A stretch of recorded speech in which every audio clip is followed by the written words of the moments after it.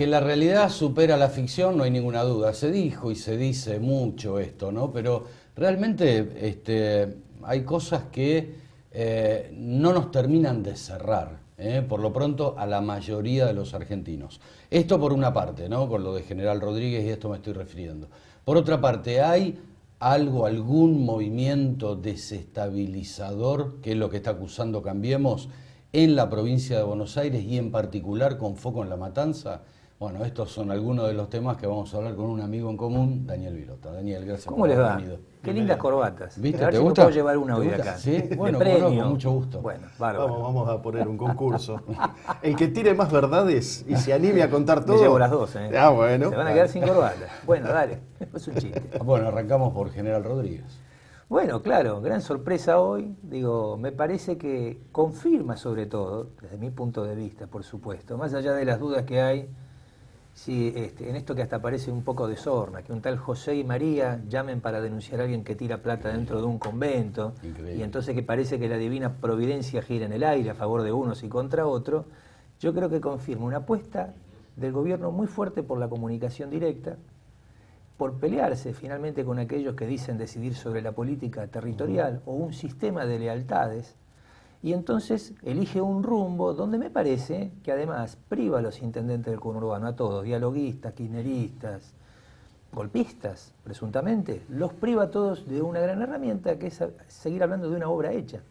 Digo, lo que vimos ayer es que el tipo que era responsable de la obra pública trataba de esconder una parte, suponemos, del dinero mal habido. Con lo cual, digo, eso, contrastado con lo que este señor José López, hemos visto seguramente todos en los noticieros, sus discursos en cadena nacional, en Coaxil con Cristina, diciendo esto, presidente, es por usted, tiene un efecto de ácido o de lluvia ácida terrible.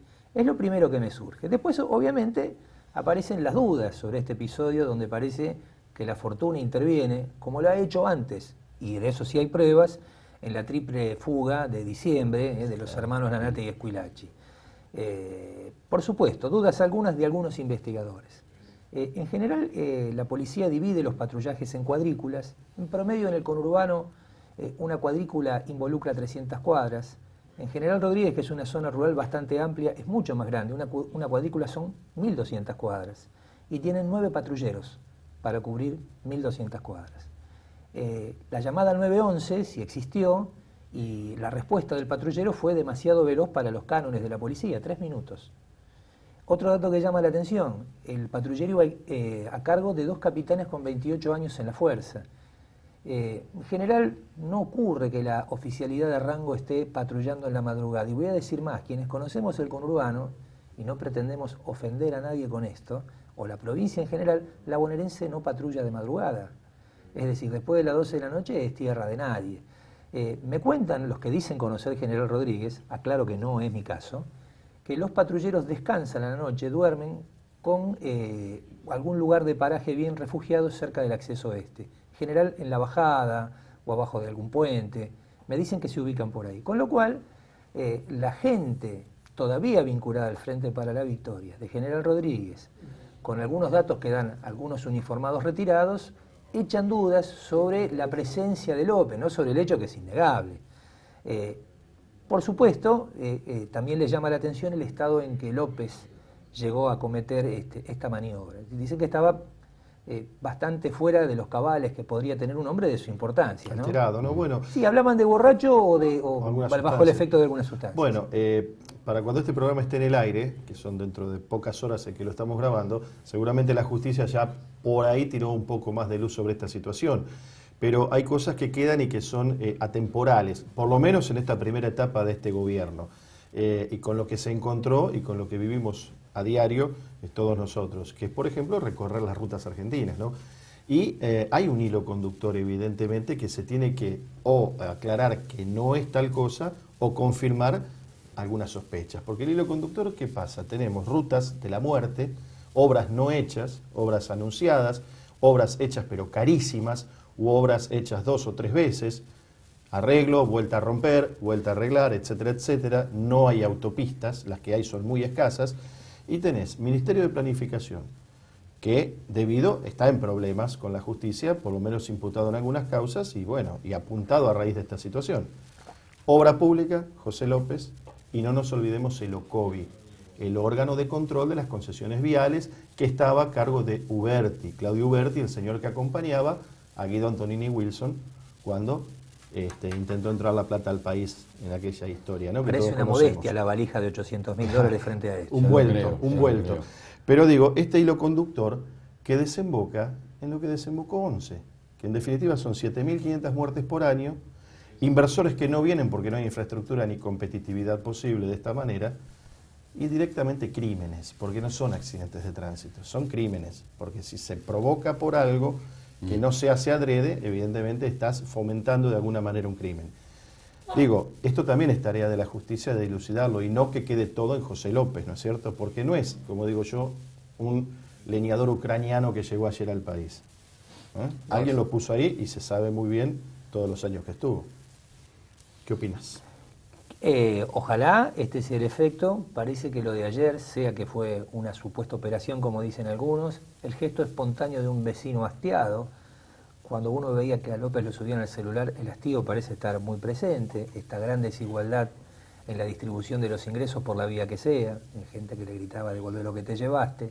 Creo que no es la primera vez que ocurre, tal vez ocurra muchas más, por la vía que sea. Ojalá confirme un camino de una ruta de transparencia sobre el manejo de los recursos públicos. Acá somos todos grandes, como dijo otro colega esta semana, Carlos Pani, sabemos poco de las democracias de otros países. Cuando miramos lo de Brasil es sinceramente también espantoso, digamos, el que desplaza a Irma está procesado y le van cayendo ministros o colaboradores por corrupción, pero bienvenido que eso ocurra finalmente, claro. Aunque someta a la democracia a un periodo de inestabilidad, si eso nos lleva a que todos tengamos un mejor acceso a la igualdad de oportunidades, que todos tengamos acceso a poder pensar, no en ser ricos, pero sí en progresar. Ahora, hay un fenómeno acá, Jorge, perdóname que te robe la pregunta, pero es la cuestión que esto se da en un convento, un monasterio de monjas prácticamente de clausura, ¿no? Todavía 3 monjas, en definitiva. Llama la atención el lugar a donde va este hombre, que por otra parte varios ya dijeron, incluso el intendente de Rodríguez, que era frecuentado o habría sido frecuentado por hombres de la política. Hubo una foto de De Vido y López en una misa aparentemente en ese lugar. El intendente de Rodríguez nombró a Scioli también como asistente a ese monasterio. O sea que se ve que algo había ahí, ¿no? Digamos que atraía a la gente de la política a ese monasterio. Y la iglesia otra vez en el medio, ¿no? Porque Radrizani, el arzobispo de Mercedes Luján, desmintiendo la vinculación con esta entidad, diciendo que es una entidad prácticamente privada. ¿Qué información tenés sobre eso o qué especulación se puede hacer al respecto? En principio venía una relación muy conflictiva entre el gobierno y la iglesia, que esto ocurre en un convento me parece que pone las cosas en otro plano de análisis. Si uno quisiera colocarse en fiscal de las palabras de otros, diría que raro que el Papa critica tan severamente al capitalismo y ahora nos enteramos que hay monjas de inversión privada, porque claro, no deja de ser un convento. Y esto ocurre en el medio que el Papa hizo devolver el dinero de las lloras ocurrentes, y ahora nos enteramos, todavía nadie se anima oficialmente, que uno de los responsables, el señor del Corral creo que es, aparece ligado a algún escándalo en el manejo de los dineros de lloras ocurrentes. A mí lo que me parece es que hay una sociedad que a lo largo de 12 años se acostumbró a una forma donde las cosas podían ocurrir en el sistema económico y que en alguna medida cada sector terminó por consentirlo.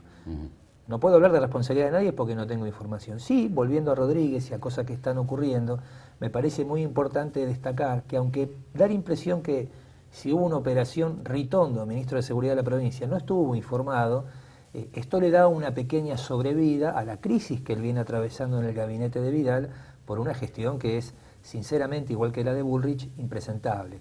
Hay que decir que ayer tuvo un episodio muy poquito conocido, que aprovecho y se los transmito. Ayer estuvo en Animales Sueltos, el ministro, con Fantino, y entonces responsabilizó al ex intendente de Rodríguez, Angeleri, un señor de muy buena colocación, muy bien posicionado en el PJ bonaerense, de hecho aspira a reemplazar al actual titular Fernando Espinosa, lo acusó de enjuagar y encubrir pruebas vinculadas al triple crimen de General Rodríguez. ¿Te acordás de Sebastián Esforza? Sí, 2008. Angeleri de inmediato llamó a Ritondo creo que el programa terminó 12:30, Angelelli debe haber llamado a 1 de la mañana, diciéndole que si no se rectifica le va a iniciar acciones legales. ¿Sí? Realmente lo intimó verbalmente antes de enviarle una carta de documento. Quiero decir que la gestión del ministro es realmente mala, especialmente porque no consigue, con algunas medidas que ha tomado, dar un salto cualitativo. Para quienes no lo recuerden puntualmente, el ministro reformó las departamentales en la provincia de Buenos Aires, especialmente en el conurbano, y anuló, suprimió la que tenía que ver con Lomas de Zamora. Y Lomas de Zamora está partida literalmente al medio entre la departamental de Esteban Echeverría, que es un distrito limítrofe, y la de Lanús. Este corrimiento es lo que están analizando con cuidado a raíz de los secuestros extorsivos, que además tienen una modalidad y un monto fijo, como acaba de ocurrir de nuevo ahora en 3 de febrero, 50.000 pesos. Es decir, que quienes operan sospechan que la familia tiene disponible o de rápido acceso un dinero por esa suma que les puede dar. Digo esto porque un investigador con el que hablé me hacía notar que, por ejemplo, los secuestros extorsivos no ocurren ni en Quilmes, ni en Berazategui, ni siquiera en una zona de tan fuerte contraste como Florencio Varela. Tienen como epicentro Adrogué, Lomas de Zamora, Banfield, Lanús y corrido hacia el este un poquito más, Monte Grande, que es del partido de Esteban Echeverría. Pero me estás diciendo que no es una cuestión de cuestión económica. No, el poderío sí es económico, sí, pero también hay algo político detrás, sí, apuntar específicamente a esos distritos. Totalmente. Apuntan a que la crisis que hay entre la relación de los 3 intendentes que gobiernan esos distritos, la falta de un acuerdo global para conducir a la policía, está en el centro de esta operatividad que otros intendentes de zona norte atribuyen a bandas que se refugian en la zona oeste, especialmente allí donde los intendentes están cumpliendo un primer mandato y desconocen algunos mecanismos de hecho del poder. Hablo Malvinas Argentinas Nardini, hablo 3 de febrero Valenzuela, y hablo también de Moreno, ahora se me escapa el nombre, y alguno otro más que está dando, y Burlingame, perdón, de Zabaleta. Sin con esto decir que los intendentes tengan algún tipo de complicidad, sino que desconocen el terreno real de los hechos. Son muy nuevos. Que son novatos. Son novatos en el trato con la policía. Daniel, ¿tiene techo esto? O sea, la justicia tiene un techo, decían a Cristina no, la expresidente, digo, no, Cristina Fernández, sí, llegan hasta ahí, llegan hasta acá. ¿Puede haber algún techo en toda esta barbarie que estamos viendo? ¿Cómo lo ves? Y yo creo que López hay que ponerlo en contexto. Era un hombre vinculado directamente a Cristina, como Jaime, el exsecretario de Transporte, era un hombre directamente vinculado a Kirchner. No parece que esto tenga un techo, en realidad parece un agujero en el techo, por donde van a filtrar cosas. No lo sé, no conozco los expedientes, trato de ser prudente porque uno puede pasarse de vueltas hablando y mezclar inquietudes propias con cosas que no tienen que ver. Yo no sé, yo lo que espero realmente es que la justicia empiece a funcionar. Hay una cosa, discúlpenme que se me escape el lado docente, ¿no? Que está en nuestra cultura. Nosotros, nuestra cultura la tomamos también por la tradición. Y entonces hay un deseo de justicia que es milenario, es antiquísimo. Y pasan cosas como la de ayer y uno quiere y se entusiasma con que la justicia es posible. Yo creo que es un riesgo muy grande para el gobierno si esto queda en nada. Y que quede en nada también es que terminen López y Jaime. Claro, ese es el tema. Bueno, están esas dos alternativas, o sea, todas las especulaciones giran en torno a cómo están manejando los propios congéneres, digamos, justicialistas, que algunos dicen, no sé, como se me ocurrió esa idea y la sigo sosteniendo. López es un leñador ucraniano que vino acá, se infiltró y no tiene nada que ver con nosotros. Entonces tratan de tapar todo y que termine en López, como bien advertís vos. Y después hasta nosotros dicen, tiene autonomía.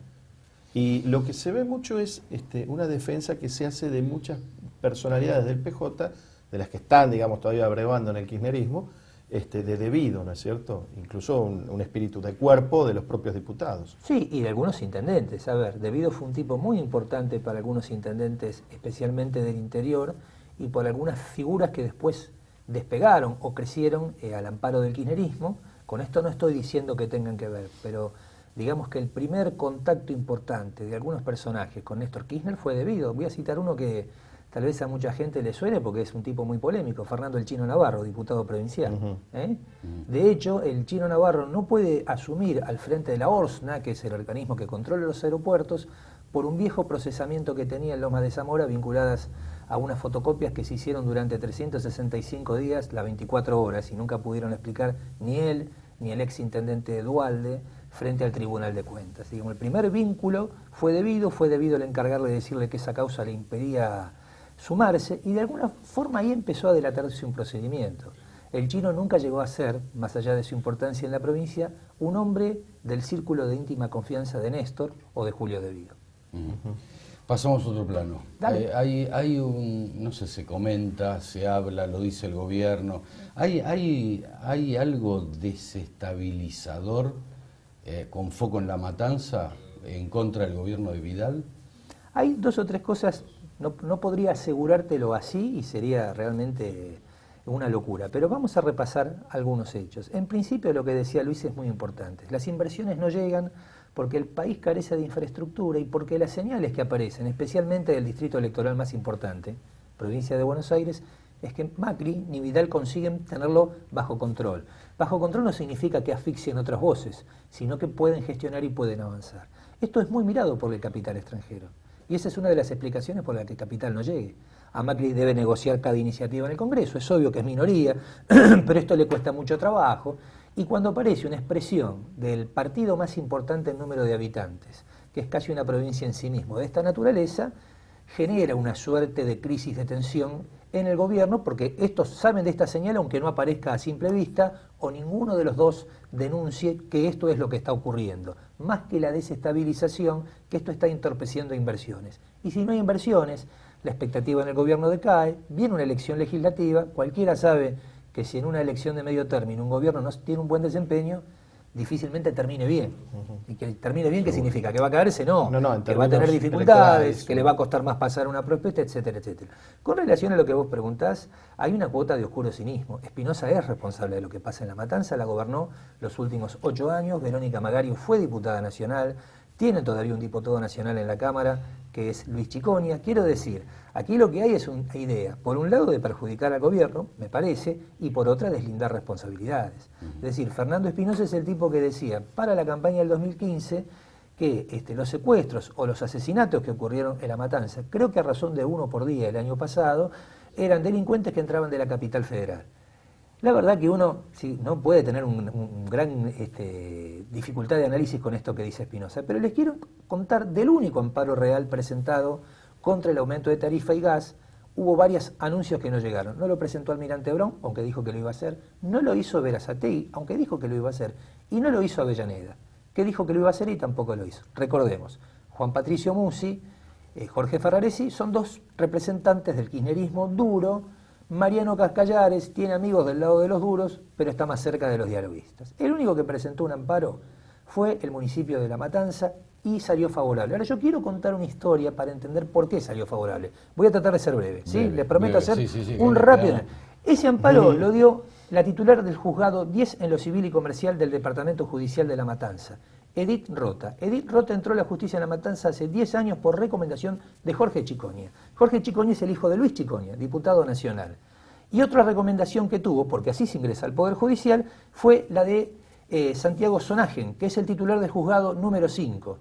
Ese amparo fue redactado por Sonagen y por Claudio Grasso. Claudio Grasso es el consejero que tiene el Poder Ejecutivo, es decir, María Eugenia Vidal, en el Consejo de la Magistratura, que es donde se seleccionan jueces. Pero hay una curiosidad, Grasso llegó ahí por recomendación de Fernando Espinosa durante la gestión de Scioli. ¿En qué se refugia el gobierno de Vidal? Que no lo puede echar porque tiene mandato hasta el 2018. Es absolutamente falso. Un consejero puede ser removido por decreto, por decisión de la gobernadora. Grasso y Sonagen redactaron el amparo hace 3 semanas atrás y entonces Sonagen y Grasso discutieron a qué juzgado debía ir. Como Rota juró hace apenas 2 meses, es decir, el 19 de abril, en el aula magna de la Universidad Nacional de La Matanza, convinieron tomarle una prueba de fidelidad y entonces se lo remitieron a ella. Sonagen dijo, mira, vamos a probar porque de los 10 juzgados yo controlo 6, no controlo 2, no controlo el 3, no controlo el 6. Y el 7 está vacante porque renunció Laura Orlando, esposa de Álvaro Balestrini, hermano del ex vicegobernador Alberto Balestrini.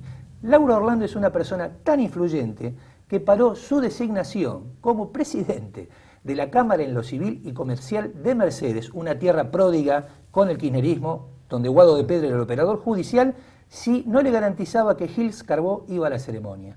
Cuando Gil Carbó puso en agenda que tenía que ir a verla a Orlando, Orlando decidió jurar. Esto es para contarles qué puede ocurrir en La Matanza. Seguramente podría multiplicarse por otros departamentos judiciales, pero ayuda bastante a entender cómo ese amparo salió, no hay ningún otro a la vista, y yo me animo a decirles que Cambiemos ha hecho lo suficiente para que no haya ninguno más. Bien, ¿cuándo volvés? Cuando quiera, pero me llevo las corbatas. Ya te ganaste una. Ya te ganaste una. Quedaron muchos temas. No, pero este es Gracias. para desgrabarlo y escucharlo 10 veces porque hiciste un cruce de caminos terrible. Vos no Acusado. lo hiciste, lo contaste. Yo lo conté, yo no lo hago, es cierto. A mí me cuentan, en todo caso, o lo repetimos. Bueno, Gracias, dale. Daniel. Fue un enorme gusto. Gracias, te No, esperamos por favor. cuando quieras. Ahora seguimos con más política a la carta.